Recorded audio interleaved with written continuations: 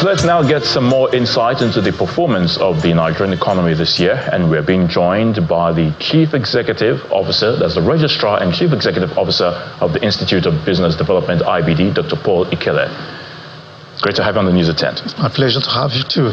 All right, so let's start off. How would you rate the handling of the consequences of the Nigerian economy, that's the economic reforms for the year 2024?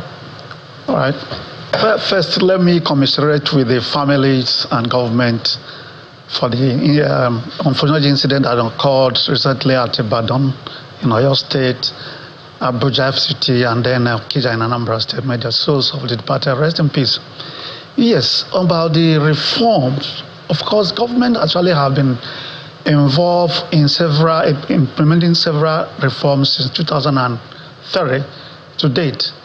The reform in foreign exchange, CBN got involved in foreign exchange, and they tried to stabilize to come up with a standard market rate, eliminating the parallel market and then the official market, which has improved in foreign exchange supply, and then increased foreign exchange in the market.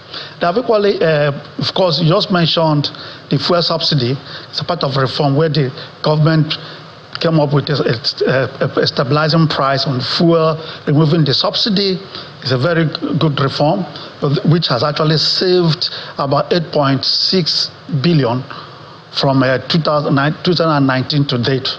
Okay, then not a reform like deficit narrowing rate, which incidentally by 2013 first quarter was at about 6.2%. It has been narrowed to about 4.4% of the GDP. That has helped, and of course, improvement in the foreign reserve. Again, the other aspect which the government has actually the needs, the national economic empowerment development strategy, that has actually helped in a macroeconomic environment, in structural reforms, in stabilizing government expenditure controls, and then institutional governance. Those areas have actually improved. But however, if you review completely, you see that generally, you will say it's the entire nation is seeing, but at the short run now, on a microeconomics, the effect is serious, and it is not really getting down to the micro elements in the system. Okay, the gap is there. People are really still suffering. They are not feeling it. For example, the restructuring in electricity and power. See, with the changes ban B, some people are not having enough, especially the micro industries. They are not getting it. And most, in fact, there is one micro operator who decided not to use it again because he felt that he cannot afford to sustain it.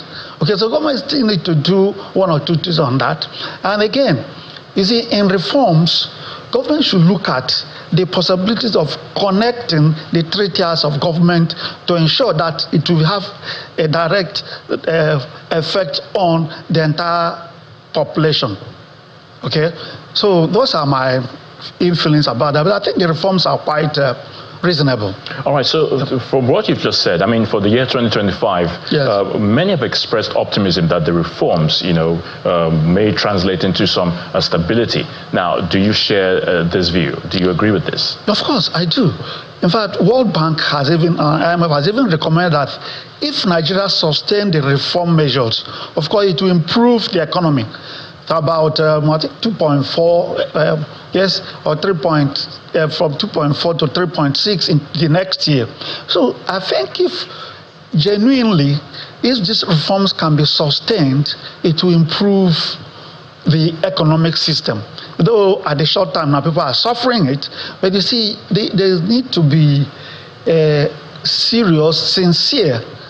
Okay, because you see, politics, we are not a political dispensation. Of course, everything, people take it to be politics. But you see, things that has effect with economic well-being of a nation shouldn't really be used in politics. Because you see, if the people are happy, the government will triumph. Because the essence of governance is for the people. So you see, that Reforms Act actually is good, but how do we ensure that it is properly implemented? I would definitely leave it at that. Dr. Paul Ikelewe, thank you so much for your thoughts on the news at 10. Thank you. Thank you very much.